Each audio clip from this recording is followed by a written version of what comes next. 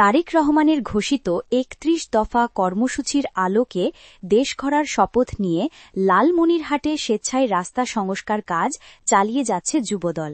জেলা বিএনপি ও যুবদলের নেতাদের নেতৃত্বে প্রতিদিন একের পর এক ভাঙা রাস্তা মেরামত করছেন তারা। লালমনিরহাট প্রতিনিধি মুস্তাফিজুর রহমানের তথ্যচিত্রে আরও জানাচ্ছেন রাকিব হাসান।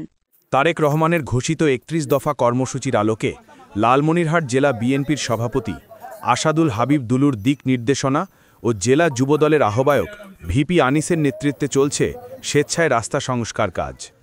গত সোমবার থেকে হাতীবান্ধে উপজেলার প্রতিটি ইউনিয়নের ক্ষতিগ্রস্ত রাস্তা পরিদর্শন করে প্রতিদিন একটি করে রাস্তা মেরামত করছে যুবদল। এর অংশ হিসাবে টংভাঙ্গা ইউনিয়নের পর এবার ফকিরপাড়া ইউনিয়নের শিমুলতলা থেকে দালালপাড়া পর্যন্ত প্রায় ১ কিলোমিটার ভাঙা রাস্তা সংস্কার করেন উপজেলা যুবদল। উপজেলা যুবদলের সদস্য সচিব রেজাউল করিমের উদ্যোগে এ কাজ পরিচালিত হয়। এতে উপস্থিত ছিলেন জেলা যুবদলের সহসাধারণ সম্পাদক খোরশেদ আলম খোকন, উপজেলা ও ইউনিয়ন যুবদলের নেতৃবৃন্দ।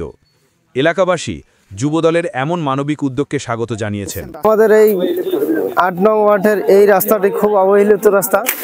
বিগত ফ্যাসিস্ট সরকারের আমলে এই রাস্তাটা যে ঠিকাদার কাজ করেছেন তারা কিছু নর্মাল মেটেরিয়ালস দিয়ে কাজ করেছেন। অতএব রাস্তাটা সংস্কার করার জন্য বাংলাদেশ জাতীয়তাবাদী যুবদল হাতীবান্ধা এবং ফকিরপাড়া ইউনিয়ন শাখার উদ্যোগে যে কাজটা চলছে, এজন্য আমি তাদেরকে ধন্যবাদ জানাই এবং এরা যে রাস্তাটাকে চলার উপযোগী করার জন্য প্রচেষ্টা চালাচ্ছে সেজন্য তাদেরকে আন্তরিকভাবে আমি আবারও ধন্যবাদ জানাই। তারা বলছেন, দীর্ঘদিন ধরে ভাঙা রাস্তায় চরম দুর্ভোগ পোহাতে হচ্ছিল। নেতৃবৃন্দ জানান, জিয়াউর রহমানের আদর্শ ও তারেক রহমানের ঘোষিত ৩১ দফা বাস্তবায়নের অংশ হিসেবেই এই উদ্যোগ, যা জনগণের পাশে থাকার প্রতিশ্রুতি বহন করছে।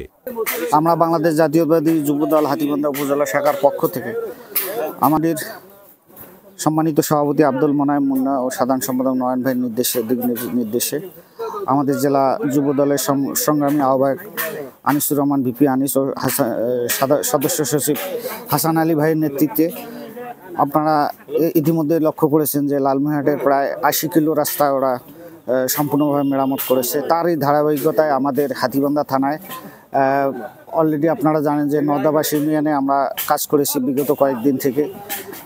তারপর গড্ডিমারিতে কাজ হয়েছে। এখন আমরা আজকে ফকিরপাড়ায় আসি, আবার আমরা গড্ডিমারিতে কাজ কালকেই করব। মোট কথায় এই বাংলাদেশ জাতীয়তাবাদী যুবদল এই হাতীবান্ধা থানা ১২টি ইউনিয়নে আমাদের এই কাজ একদম চলমান আছে এবং থাকবেই।